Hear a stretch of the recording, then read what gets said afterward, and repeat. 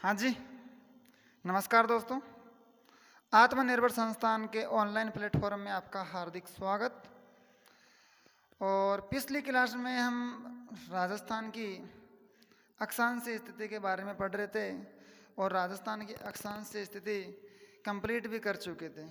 तो आज हम पढ़ेंगे राजस्थान की देशांतर स्थिति, यानी कि देशांतरों के हिसाब से राजस्थान की लोकेशन कहाँ है। तो देशांतर पढ़ने से पहले मैं आपको पीछे का रिकॉल करवा देता हूँ मात्र 1 मिनट में। देखिए दोस्तों, राजस्थान की जो अक्षांशीय स्थिति है वो 23 डिग्री 3 मिनट से 30 डिग्री 12 उत्तरी अक्षांश। राजस्थान का जो दक्षिणतम बिंदु है वो है बोरकुंड और बोरकुंड गांव बांसवाड़ा। उत्तर बिंदु पूछे तो आपको बताना है कोणा गांव श्री गंगानगर। अगर दक्षिणतम अगर तहसील की बात करें तो आपको बताना है कुशलगढ़। और उत्तरी जो बिंदु है वहां पर जिले के नाम के ऊपर ही है, तहसील श्री गंगानगर के नाम पर। अगर जिले की बात करें तो बांसवाड़ा और उत्तर में हमारे श्री गंगानगर।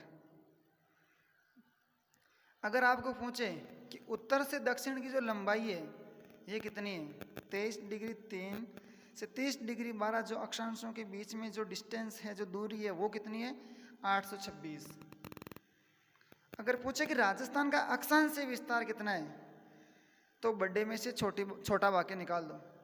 जैसे 23 डिग्री 3 से 30 डिग्री 12 है तो 30 डिग्री 12 में से 23 डिग्री 3 मिनट वाक्य निकाल दो तो आपके सामने निकल के आएगा 7 डिग्री 9 मिनट। और हमने एक महत्वपूर्ण अक्षांश के बारे में भी पढ़ा था, कर्क रेखा के बारे में। कर्क रेखा की राजस्थान में जो लंबाई है वो 26 किलोमीटर है। कर्क रेखा पर जो निकटतम शहर है कुशलगढ़ है और ये 2 जिलों से होकर गुजरती है, डूंगरपुर और बांसवाड़ा। और ये डूंगरपुर के मध्य से और बांसवाड़ा को छूती हुई। और इस दिन कर्क रेखा पर सूर्य की सीधी किरणें पड़ती हैं, यानी कि लंबवत किरणें 21 जून को। और इस दिन उत्तरी गोलार्ध और राजस्थान का सबसे बड़ा दिन होता है दोस्तों। राजस्थान का इस दिन सबसे बड़ा दिन होता है, लगभग 13 घंटे और 27 मिनट का दोस्तों। तो अब हम आगे और हमने योग दिवस के बारे में भी बात कर रहे थे कि 21 जून को एक अंतर्राष्ट्रीय योग दिवस भी मनाया जाता है। इसकी शुरुआत 2015 से हुई थी। अभी तक 6 बार योग दिवस मना चुके हैं। और जो 2020 का जो योग दिवस था वो इस कोरोना वैश्विक महामारी की वजह से नहीं हो पाया, इसलिए इसको ऑनलाइन वर्चुअल तरीके से कराया गया। और इसकी थीम थी कि अपने घर में अपने परिवार के साथ योग करें। अब हम आगे बात करें देशांतरों के बारे में। राजस्थान, आप हेडिंग डाल लो, राजस्थान की देशांतरीय स्थिति। देखिए दोस्तों, हमने कल मैं आपको, जब पिछली क्लास में मैं आपको ग्लोब के बारे में बताया था, मैंने ये भी बताया कि जो देशांतर रेखाएं हैं, जो देशांतर रेखा है, ये जो 0 डिग्री जो देशांतर रेखा है ये पृथ्वी को 2 बराबर भागों में बांटती है, पूर्वी गोलार्ध एवं पश्चिमी गोलार्ध।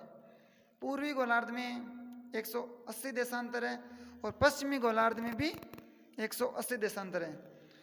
और जब मैंने शुरुआत में जब राजस्थान की स्थिति के बारे में आपको बताया कि राजस्थान के देशांतरों के हिसाब से राजस्थान की जो लोकेशन है वो पूर्वी गोलार्ध में है।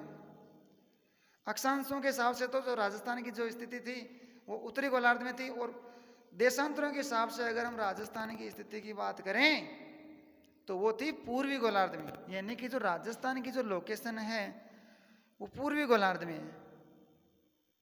तो इधर हम बात करें कि अक्षांशों का मान बढ़ता है 1, 2, 3 इस प्रकार। इसी प्रकार मान बढ़ने पर जो यहाँ जो अक्षांश देशांतर आएगा, यहाँ राजस्थान का पश्चिमी बिंदु होगा। और यहाँ तो यहाँ ना कोई देशांतर तो यहाँ भी तो होगा। तो अगर हम राजस्थान के देशांतरीय विस्तार की बात करें तो 69 डिग्री 30 69 डिग्री 30 से 78 डिग्री 17 मिनट। यानी कि जो राजस्थान का जो देशांतरी विस्तार है 69 डिग्री 30 से 78 डिग्री 17। देखो ये राजस्थान है दोस्तों। जो पश्चिम में जो देशांतर है यहाँ, ये तो है 69 डिग्री 30 मिनट, और यहाँ जो देशांतर है पूर्वी बिंदु पर वो है 78 डिग्री 17 मिनट। तो हम कह सकते हैं कि जो राजस्थान का जो देशांतरी विस्तार है वो 69 डिग्री 30 मिनट पूर्वी देशांतर से 78 डिग्री 17 पूर्वी देशांतर। देखिए दोस्तों, यहाँ मैं पूर्वी देशांतर वर्ड यूज कर रहा हूँ क्योंकि जो हमारा जो राजस्थान है वो पूर्वी गोलार्ध में है। आप ऐसे मत कर देना कि 69 डिग्री 30 पश्चिमी देशांतर से 78 डिग्री 17 पश्चिमी देशांतर, गलत हो जाएगा दोस्तों। क्योंकि हम पूर्वी गोलार्ध में हैं, इसलिए हम जो पूर्वी गोलार्ध में जो देशांतर खींचे गए हैं उनको पूर्वी देशांतर कहा जाता है। इसलिए हमारे को ऐसे बोलना लैंग्वेज में 69 डिग्री 30 मिनट पूर्वी देशांतर से 78 डिग्री 17 पूर्वी देशांतर, ये हमारा राइट होगा दोस्तों।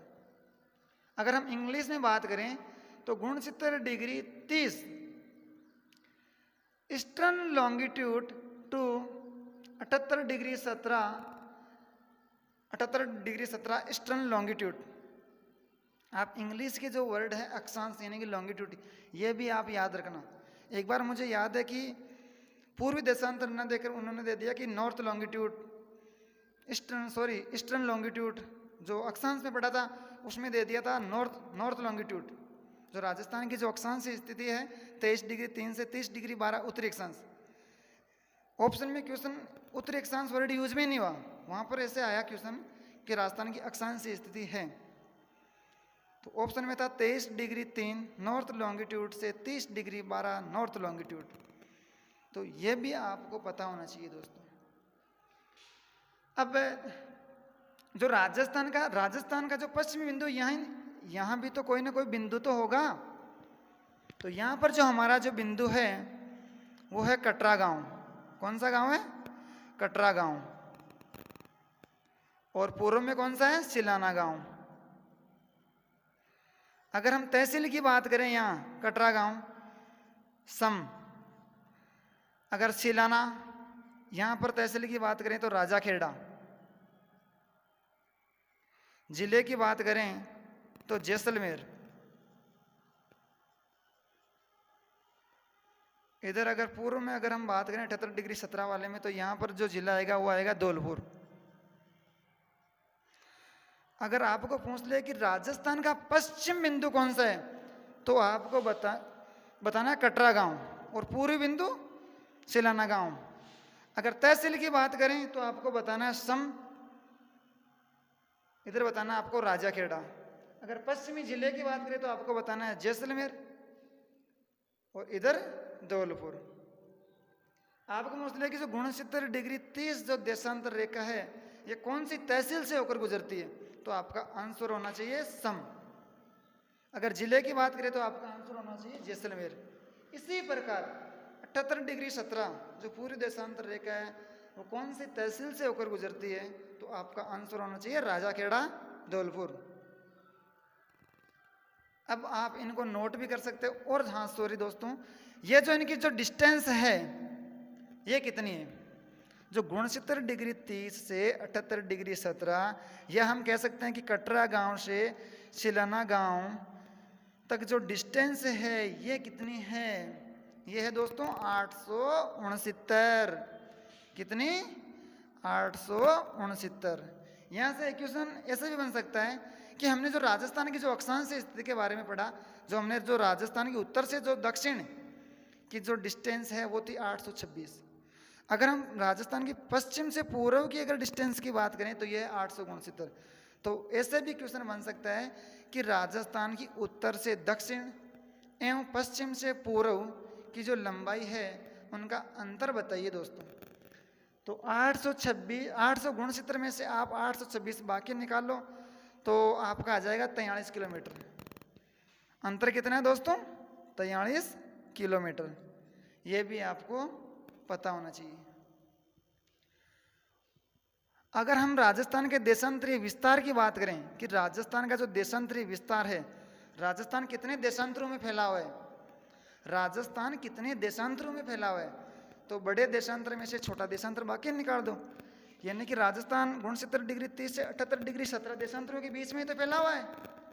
तो 78 डिग्री 17 में से 78 डिग्री 17 में से 69 डिग्री 30 बाकी निकाल दो, तो आपके सामने निकल के आ जाएगा 8 डिग्री 47। बाकी निकाल लेना दोस्तों। इधर मिनटें छोटी है तो इधर 1 डिग्री उधार लिया, डिग्री का मतलब है 60 मिनट, इधर 60 मिनट उधार आ गया हमारे पास, तो इधर हो गया 77। 77 में से 30 बाकी गए तो हमारे सामने आ गए 47। इधर 1 डिग्री इधर चले गई तो इधर डिग्री बची हमारे पास 77 डिग्रियाँ, और नीचे हमारी 69 डिग्री। अगर 77 डिग्री में से 69 डिग्री बाकी निकाल दें तो हमारे सामने आएगा 8 डिग्री। तो हम कह सकते हैं कि जो राजस्थान का जो देशांतरीय विस्तार है वो 8 डिग्री 47। अब आप इनको नोट करो एक एक चीज को। राजस्थान की देशांतरीय स्थिति,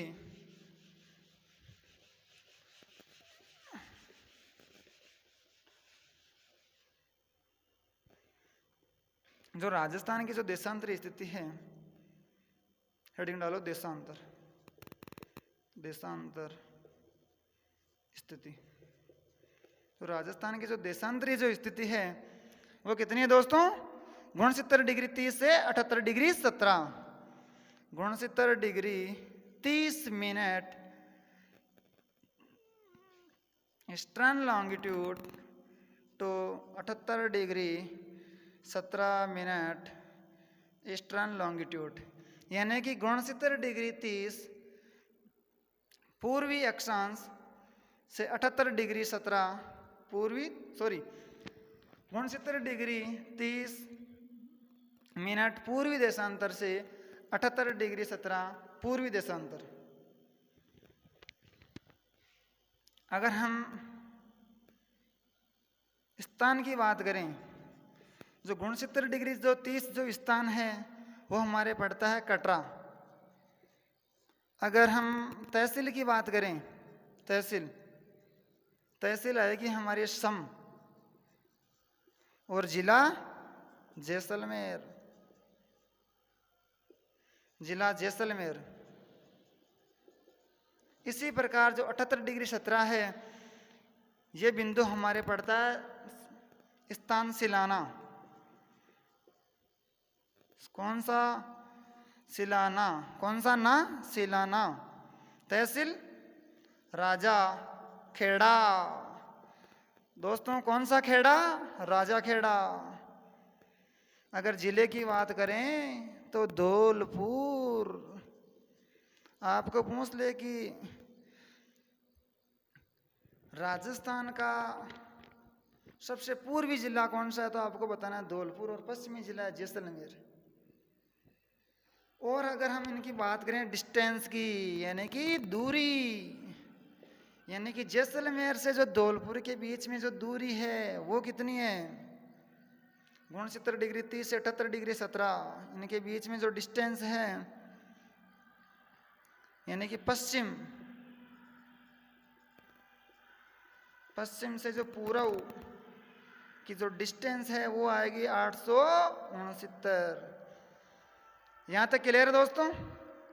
आप स्क्रीनशॉट ले सकते हो, आप नोट्स बना सकते हो, जैसे आपकी इच्छा हो। अगर एक बार में समझ में नहीं आई तो 2 बार देखो वीडियो को।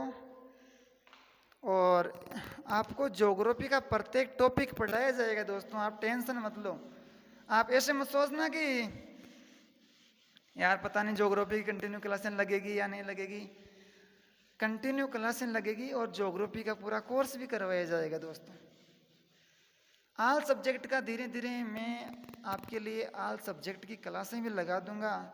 जैसे जैसे आपकी मांग होगी वैसे वैसे मैं धीरे धीरे आल सब्जेक्ट की क्लासें भी लगाने की कोशिश करूंगा दोस्तों। बस आपका प्यार, प्रेम और सहयोग चाहिए। अब नोट में लिखो आप, जो राजस्थान का जो देशांतरी जो विस्तार है वो कितना है, 8 डिग्री 47। पहला पॉइंट लगाओ, राजस्थान का जो देशांतरी विस्तार, देशांतरी विस्तार कितना है, देशांतरीय विस्तार ये लिखो आप 8 डिग्री 47 मिनट। ये वाला सिंबल मिनट का है, ये वाला डिग्री का है दोस्तों। अब दूसरा पॉइंट लगाओ, दूसरे पॉइंट में आप ऐसे लिखो कि जो राजस्थान का जो मिड पॉइंट है, जो मध्यम जो बिंदु है, वो कौन सा गांव है। हमने बात कर ली अक्षांशों के हिसाब से, अक्षांशों के हिसाब से बात कर ली कि राजस्थान का दक्षिणतम बिंदु कौन सा है, राजस्थान का उत्तरीतम बिंदु कौन सा है। देशांतरों के हिसाब से हमने बात कर ली कि राजस्थान का पश्चिम बिंदु कौन सा है, पूर्वी बिंदु कौन सा है। तो आपके दिमाग में एक क्वेश्चन ये भी तो होना चाहिए कि राजस्थान का मिड पॉइंट कौन सा है, मध्य का बिंदु कौन सा है, मिड विलेज मध्य गांव कौन सा है। तो राजस्थान का जो मध्य गांव है दोस्तों वो है लापोलाई। कौन सा लाई, लापोलाई। और यह हमारे पड़ता है नागौर में दोस्तों। अगर आपको पूछ ले सैटेलाइट सर्वे के अनुसार, सैटेलाइट सर्वे के अनुसार राजस्थान का मिड विलेज कौन सा है, मध्यम बिंदु या मध्यम गांव कौन सा है, तो आपका आंसर होना चाहिए गगराना। गगराना भी हमारे नागौर में पड़ता है दोस्तों।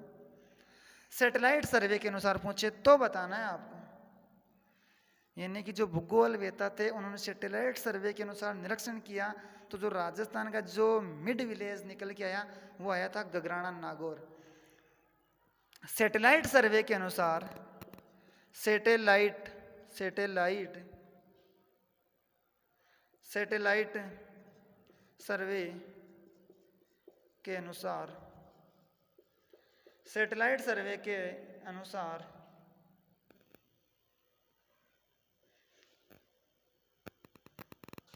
राजस्थान का मध्य गांव, तो आपको बताना है दोस्तों गगराना, और यह भी हमारे पड़ता है नागौर में। यहां तक क्लियर दोस्तों। अब तीसरा पॉइंट आप इसमें एक और लिखो, पहला दूसरा तीसरा चौथा पॉइंट लिखो आप। देशांतर रेखाओं को समय व तिथि रेखा भी कहा जाता है। ये तो आप मैंने पहले भी लिखा दिया आपको, चलो इसको रहने दो। आप ऐसे लिखो, एक देशांतर को पार करने में 4 मिनट का समय लगता है दोस्तों। एक देशांतर को ऐसे लिखो, एक देशांतर, 1 डिग्री, ऐसे लिखना दोस्तों, 1 डिग्री देशांतर को पार करने में 4 मिनट लगते हैं। कितने मिनट? 4 मिनट लगते हैं। और एक ये वाला जो सिंबल है वो मिनट का है। 1 मिनट देशांतर को, 1 मिनट देशांतर को पार करने में 4 सेकंड का समय लगता है दोस्तों। अब आप आगे एक क्वेश्चन और लिख सकते हो, और वो मैं आपको निकाल के भी बताऊंगा दोस्तों। राजस्थान के पश्चिम से पूर्व के जो समय में जो अंतराल है वो कितना है। राजस्थान के पश्चिमी यानी कि जैसलमेर, और पूर्व में अगर हम धौलपुर की अगर हम बात करें, तो राजस्थान का जो समय का जो अंतराल है वो कितना है दोस्तों, 35 मिनट 8 सेकंड का अंतराल है दोस्तों। तो आप ये भी लिख सकते हो कि पश्चिम से पूर्व राजस्थान के पश्चिम से पूर्व के समय में जो अंतराल है वो 35 मिनट 8 सेकंड का है। अब वो मैं बताने की कोशिश करता हूं दोस्तों आपको, 8 मिनट 35 सेकंड कैसे निकल के आए। जो समय का जो अंतराल है वो 8 मिनट 35 सेकंड का है। देखिए दोस्तों,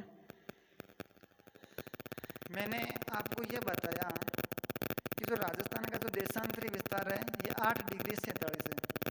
और मैंने ये भी बताया आपको कि जो देशांतर जो रेखाएं हैं उन्हें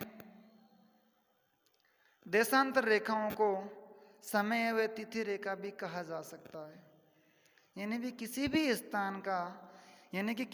स्थान का अगर हमारे को समय व तिथि ज्ञात करनी हो तो हम देशांतर रेखाओं का प्रयोग करते हैं दोस्तों।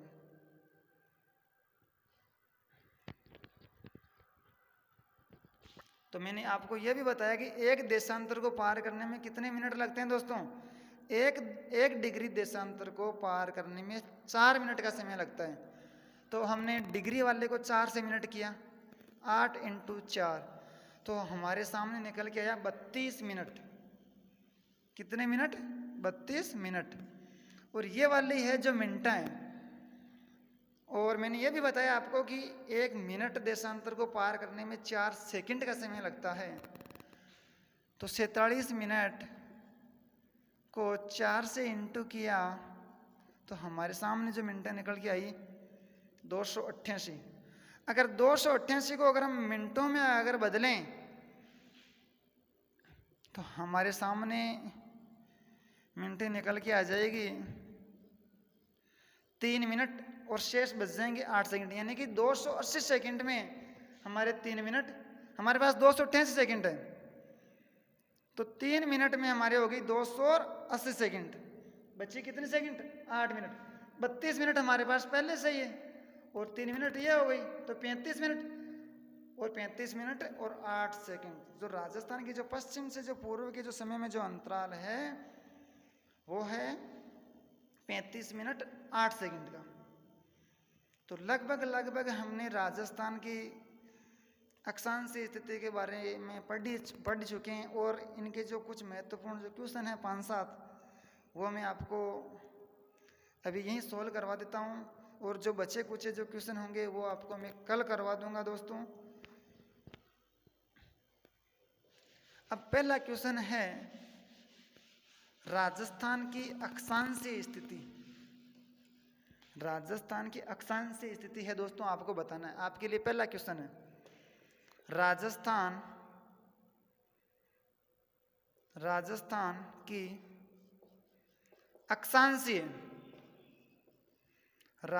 की अक्षांशीय स्थिति। राजस्थान की अक्षांशीय स्थिति है। पहला क्वेश्चन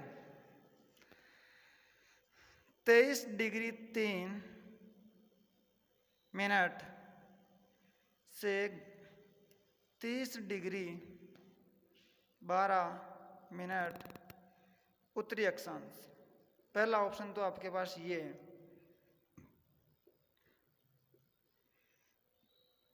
ए ऑप्शन। आपके लिए बी ऑप्शन है 23 डिग्री 03 मिनट से 30 डिग्री 30 मिनट 12 नदन लॉन्गिट्यूड। तीसरा ऑप्शन है आपके लिए 23 डिग्री 30 मिनट से 30 डिग्री 12 उत्तरी अक्षांश। चौथा ऑप्शन है आपके लिए 23 डिग्री 3 मिनट से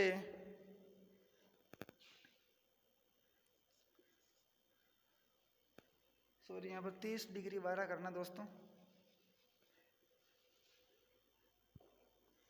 30 डिग्री 12, 23 डिग्री 3 से 30 डिग्री 12 दक्षिणी अक्षांश।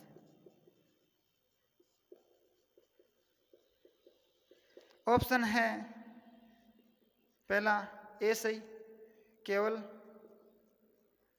ए सही है। दूसरा ऑप्शन है हमारे पास केवल बी सही है। तीसरा ऑप्शन है हमारे पास केवल सी सही है। चौथा ऑप्शन हमारे पास है केवल डी सही है। पांचवा ऑप्शन है हमारे पास ए और बी दोनों सही है।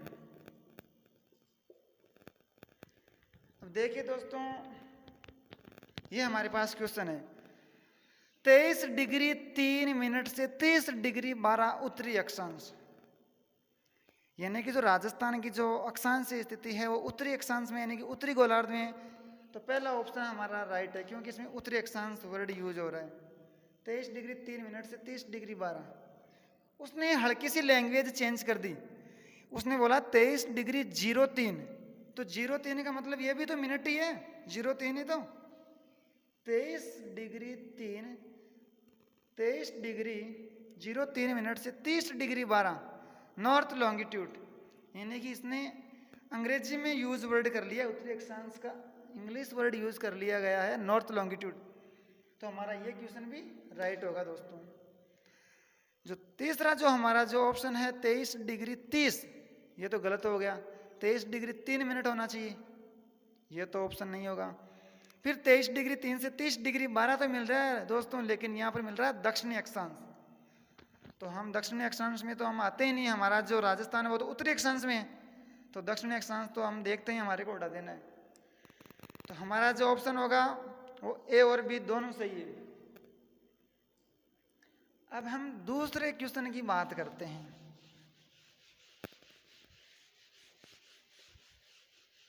अब यहां से बहुत सारे क्वेश्चन निकल के आएंगे दोस्तों आगे धीरे धीरे। कौन सा अक्षांश कौन सा महत्वपूर्ण अक्षांश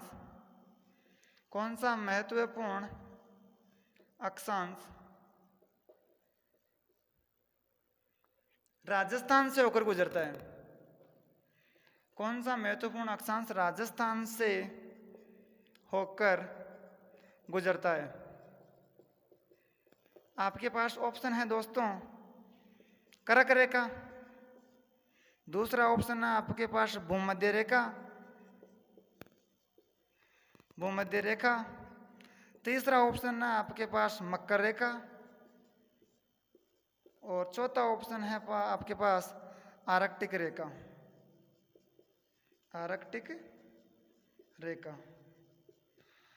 तो मैंने आपको पहले भी बताया था कि जो राजस्थान से जो कौन सा महत्वपूर्ण अक्षांश होकर गुजरता है दोस्तों, राजस्थान से कर्क रेखा राजस्थान से होकर गुजरती है, यानी कि डोंगरपुर और बांसवाड़ा से। यहाँ से तो ये क्लियर हो गया, लेकिन यहाँ से बहुत सारे क्वेश्चन निकल के आते हैं दोस्तों, वो हम धीरे धीरे हम आगे और बात करेंगे। जो हमारा जो अगला क्वेश्चन है वो है कि जो कर्क रेखा है, कर्क रेखा पर मैंने आपको ये भी बताया कि 21 जून को सूर्य की सीधी किरणें पड़ती है। इस दिन राजस्थान का और उत्तरी गोलार्ध का सबसे बड़ा दिन होता है दोस्तों। तो 21 जून को सूर्य की सीधी किरणें पड़ती है हमारे बांसवाड़ा पर। तो अगला क्वेश्चन हमारा यही होगा। अब यहां से आप क्वेश्चन समझना, जो तीसरा क्वेश्चन है यहां से बहुत सारे क्वेश्चन बनेंगे दोस्तों।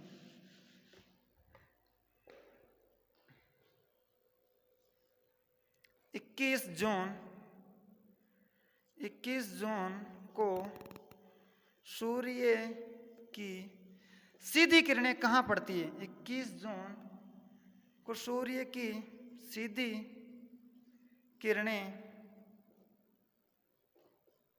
किरणें कहां पड़ती है? देखिए दोस्तों, 21 जून को ये मान लीजिए कि हमारा जो सूर्य है दोस्तों, ये हमारी है 0 डिग्री, और यहाँ पर हमारी है कर्क रेखा। ये 0 डिग्री और यहाँ पर है हमारी मकर रेखा, और यहाँ पर है कर्क रेखा। सूर्य दोस्तों कर्क रेखा और मकर रेखा के बीच में ही गति करता है, यानी कि जो सूर्य है वो 23 डिग्री उत्तर और 23 डिग्री दक्षिण में ही गति करता है। तो हम कह सकते हैं कि 47 डिग्री अक्षांशों के बीच में ही सूर्य गति करता है। अगर हम बात करें कि सूर्य, मान लीजिए कि यहाँ पर जो मकर रेखा पर जो सूर्य की सीधी किरणें हैं, मकर रेखा पर सूर्य की सीधी किरणें 22 दिसंबर, देखिए दोस्तों, मकर रेखा पर सूर्य की सीधी किरणें पड़ती है 22 दिसंबर को। फिर धीरे धीरे सूर्य, ये पृथ्वी आगे बढ़ती है तो हमारे जो भूमध्य रेखा यहाँ पर 21 मार्च को भूमध्य रेखा पर सूर्य की सीधी किरणें पड़ती है। देखिए दोस्तों, दिसंबर से जनवरी, फरवरी, मार्च, 21 मार्च तक सूर्य की किरणें हमारे भूमध्य रेखा पर सीधी पड़ने लग जाती है। फिर 21 मार्च के बाद में हम पढ़ेंगे मार्च, अप्रैल, मई और जून, यानी कि 21 जून को सूर्य की सीधी किरणें पड़ेगी हमारे कर्क रेखा के ऊपर। और फिर मैंने आपको पहले ही बताया कि जो सूर्य है वो कर्क रेखा और मकर रेखा के बीच में गति करता है। तो सूर्य फिर वापस 21 जून के बाद फिर वापस भूमध्य रेखा की ओर मुड़ जाता है और 23 सितंबर पर वापस भूमध्य रेखा पर आ जाता है दोस्तों। और फिर सितंबर, अक्टूबर, नवंबर और दिसंबर फिर हमारे वापस मकर रेखा पर आ जाता है। फिर मकर रेखा से 21 मार्च को वापस भूमध्य रेखा पर और फिर 21 जून को कर्क रेखा पर।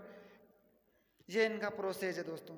तो यहाँ से क्वेश्चन कैसे निकल के आएगा कि जो सूर्य की सीधी किरणें मकर रेखा पर सूर्य की सीधी किरणें कब पड़ती है, तो आपका आंसर होना चाहिए 22 दिसंबर।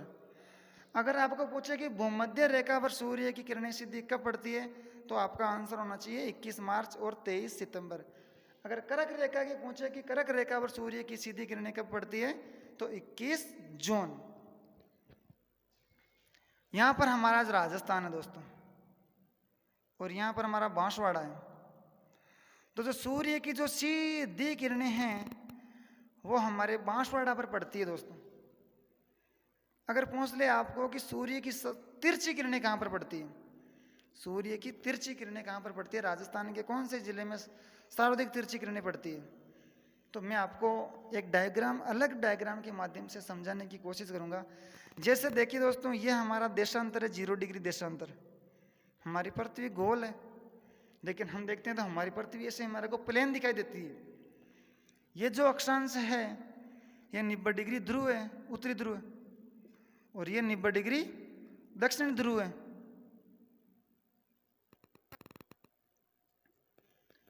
अगर हम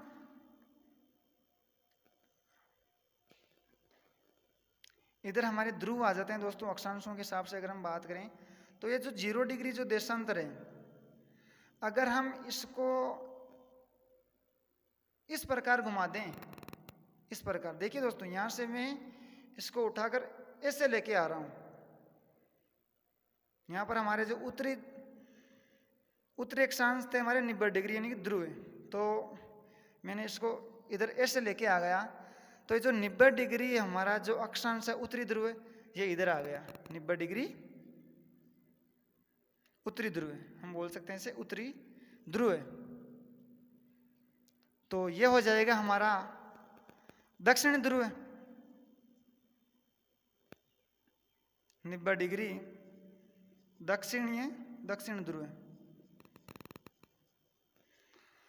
और मैंने ये भी बताया कि जो 0 डिग्री जो देशांतर है ये हो गया हमारा अक्षांश। जो 0 डिग्री जो अक्षांश रेखा है ये पृथ्वी को 2 बराबर भागों में बांटती है। येलो सा ये आ गई हमारी 0 डिग्री। कौन सी डिग्री? 0 डिग्री यानी कि भूमध्य रेखा। और उत्तरी ध्रुव मतलब उत्तरी गोलार्ध, ये वाला उत्तरी गोलार्ध हो गया, ये वाला हो गया हमारा दक्षिणी गोलार्ध। तो उत्तरी गोलार्ध में हमने बात की थी यहां पर कर्क रेखा की, कर्क रेखा यानी कि 23.5 डिग्री। और इधर हो गई हमारी मकर रेखा। कौन सी रेखा? मकर रेखा। देखिए दोस्तों यहां पर जो सूर्य की जो सीधी किरणें हैं वो 22 दिसंबर को पड़ती है। दिसंबर। फिर धीरे धीरे यहाँ पर 21 मार्च और 21 जून को हमारे कर्क रेखा के ऊपर सीधी किरणें पड़ती है। 21 जून को हमारे कर्क रेखा पर सीधी किरणें पड़ती है, यानी कि यहाँ पर हमारा राजस्थान है। तो यहाँ हम राजस्थान का डायग्राम मैप बना लेते हैं, ऐसे बनेगा राजस्थान का मैप। तो यहाँ पर जो सीधी किरणें सूर्य के, जब दिन के 12 बजते हैं और सूर्य हमारे सिर के ऊपर होता है, तो हमारी जो परछाई है वो एकदम छोटी हो जाती है, क्योंकि हमारे ऊपर सूर्य की सीधी किरणें पड़ती है। उसी प्रकार जो सूर्य की सीधी किरणें पड़ती है हमारे बांसवाड़ा में, और जो सबसे उत्तर में हमारे श्री गंगानगर, जो यहाँ से अगर हम बात करें तो सबसे जो तिरछी किरणें हैं वो श्री गंगानगर में पड़ेगी दोस्तों। वापस यहाँ से सूर्य इधर टर्न करेगा, तो अगर हम बात करें कि सूर्य की सबसे ज़्यादा जो तिरछी किरणें हैं वो हमारे श्री गंगानगर में पड़ती है दोस्तों। ये कंसेप्ट भी आपके क्लियर हो गया होगा दोस्तों। और साथ साथ में ये भी हो गया कि मकर रेखा पर 22 दिसंबर को सूर्य की किरणें पड़ती है, 21 जून को भूमध्य, 21 जून और 23 सितंबर को भूमध्य रेखा पर, 21 मार्च और 23 सितंबर को भूमध्य रेखा पर, और 21 जून को कर्क रेखा पर। यहाँ से बहुत सारे क्वेश्चन बनते हैं दोस्तों, और यहाँ से सबसे बड़ा दिन और सबसे छोटा दिन, ये भी क्वेश्चन बनता है। अगला जो क्वेश्चन है आपके लिए,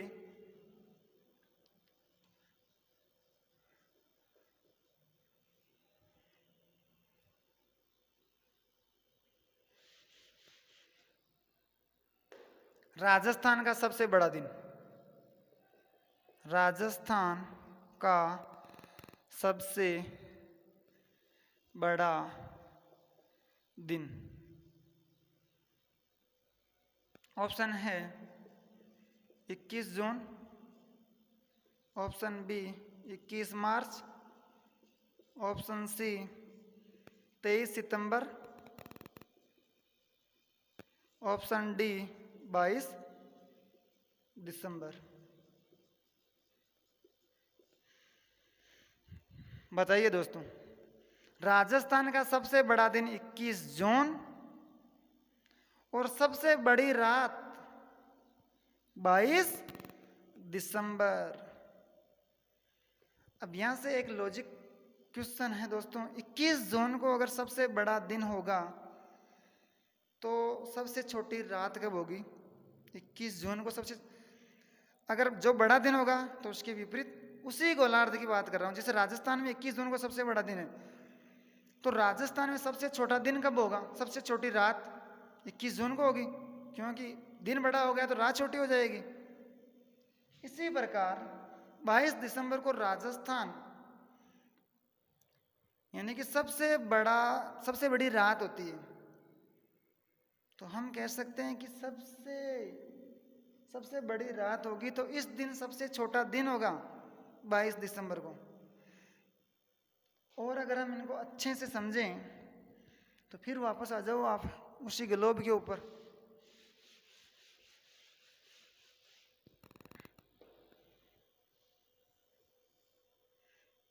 ये हमारी 0 डिग्री है, ये हमारी मकर रेखा है, और ये हमारी कर्क रेखा है।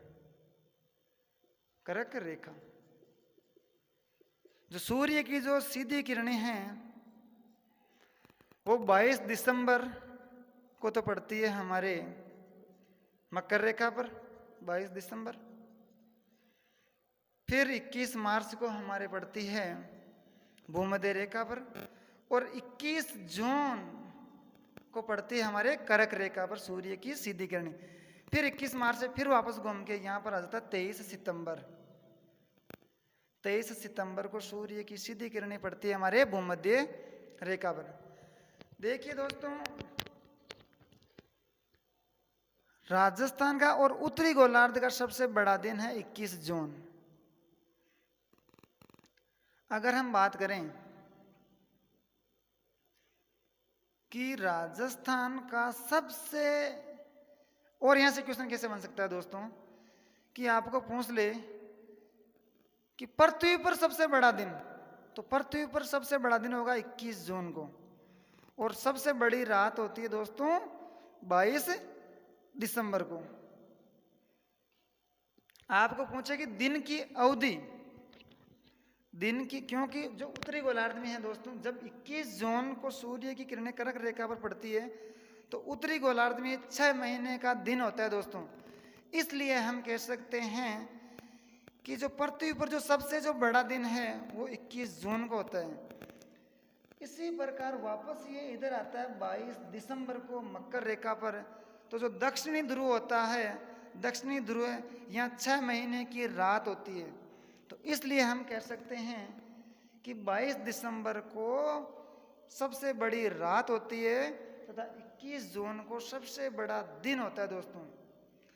अब यहाँ से एक क्वेश्चन निकल के आता है कि दिन की अवधि कब कहाँ से, यानी कि दिन की जो अवधि है वो किस अवधि से बढ़ने लग जाती है। तो देखिए दोस्तों, यहाँ मान लीजिए कि मकर रेखा पर सूर्य की सीधी किरणें पड़ रही है। अब धीरे धीरे ये उत्तर की ओर बढ़ रहा है, उत्तर की ओर बढ़ रहा है, उत्तर की ओर बढ़ रहा है, तो दिन की अवधि बढ़ रही है दोस्तों। देखिए दोस्तों, ये 21 जून तक आ गया।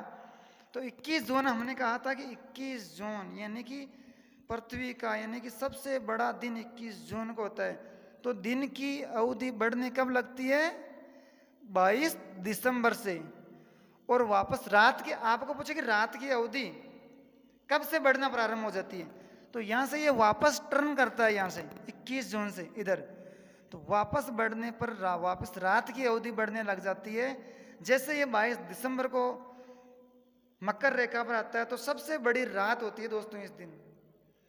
तो रात की अवधि तो बढ़ने लग जाती है 21 जून से, और दिन की जो अवधि बढ़ती है वो बढ़ती है हमारे 22 दिसंबर से। और यहाँ से एक लॉजिकल क्वेश्चन है दोस्तों, 21 मार्च और 23 सितंबर को भूमध्य रेखा पर सूर्य की सीधी किरणें पड़ रही है। तो हम कह सकते हैं कि एक निश्चित बिंदु पर, किसी भी एक निश्चित बिंदु पर 21 मार्च और 23 सितंबर को दिन व रात की अवधि समान होगी दोस्तों, दिन व रात की अवधि समान होगी, क्योंकि ये पृथ्वी के बीचों बीच में है। इसलिए